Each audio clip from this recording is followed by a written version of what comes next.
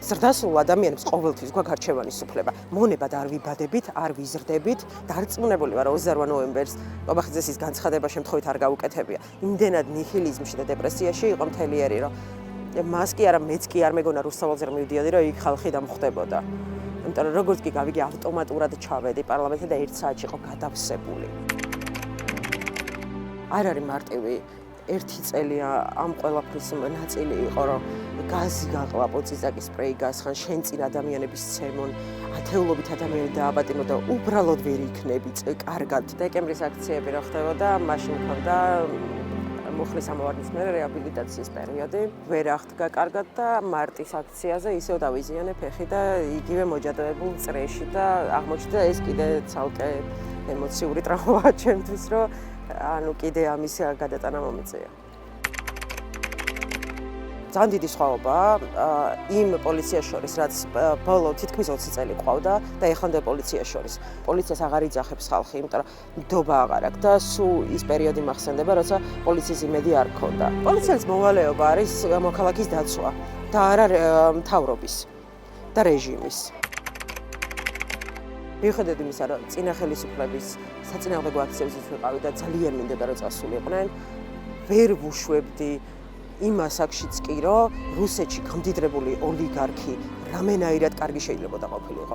წარმოუდგენელი იყო მაშინაც და ეხლა ძალიან კარგად დამტკიცდა. განსაკუთრებით 2019-ის მერე იყო გარდამტეხი ჩემთვის და ბევრისთვისაც, როგორ გამოჩნდა გავრილოვის ამბის მერე, რომ აბსოლუტურად პრორუსი მთავრობაა. ევროპა ხო არ არის მარტო ის, რომ უბიზოდ მოგზაურობ.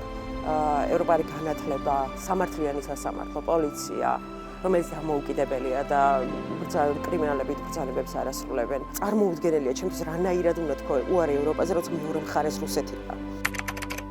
ამდენი სამართლობის მერე კიდე ჩუმად რო ხარ და იმით ამართლებ, რომ ვაიმე სამსახური არ დავკარგო, ჩვენც გვაქვს ბუდიში სამსახურები და ცხოვრება, რომელიც მართლა გადავდეთ ხალხმა და მენტალური და ფიზიკური ჯანმრთელობა შეიწირა ჩვენი. ოპოზიციას აკლია ხალხთან კომუნიკაცია.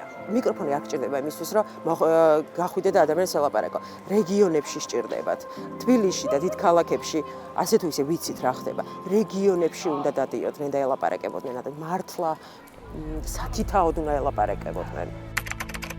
ის რომ ვუხურებ ჩემ მეგობრებს, როგორ უვარდებიან სახლში და ნესის რაც გაუკეთეს, როგორი დამამცირებელიც იყო ის გაშიშვლება, ის როგორ მოექცნენ დედამეს, ნუ სამართლობისგან იმდენი ბრაზი მაქვს, რომ აი ვერ წარმომიდგენია მართლა რამ უნდა იმოქმედოს ისე რომ გავჩუმდე და სახლში დავჭდე. ანუ ეს ბრაზი ხო არსად მიდის. ეს სამართლობა ხო უფრო და უფრო იმატებს. და თუ არ იბრძოლე, ანუ უარესი მოხდება. მე თუ არა იმ შუაში შეუვარდებიან მე სახლში და მე უკვე იმას ვეღარ დავიცავ და ჩემნაირები, იმიტომ რომ ჩვენ უკვე მოგვიშორებენ მაგით. შეიძლება რუსთაველზე ვერ დგანან ყოველდღე, მაგრამ ის ბრაზი ხო არსად წავიდა. ის დაპატიმრებული უდანაშაულო ადამიანები ხო არსად წასულან. ეგ ხო ყველას გვახსოვს. ათასობით ადამიანი ვერ იდგება ხუთით ვეგარეთ. ვინც დგას, ის ხალხი ისედაც ვიდგებით მათ, მაგრამ დარწმუნებული ვარ, რომ როცა საჭირო იქნება და ზუსტად ეგ მომენტები როცა დადგება, ზუსტად იგივე რაოდენობა იქნება ხალხის თუ მეტი არა.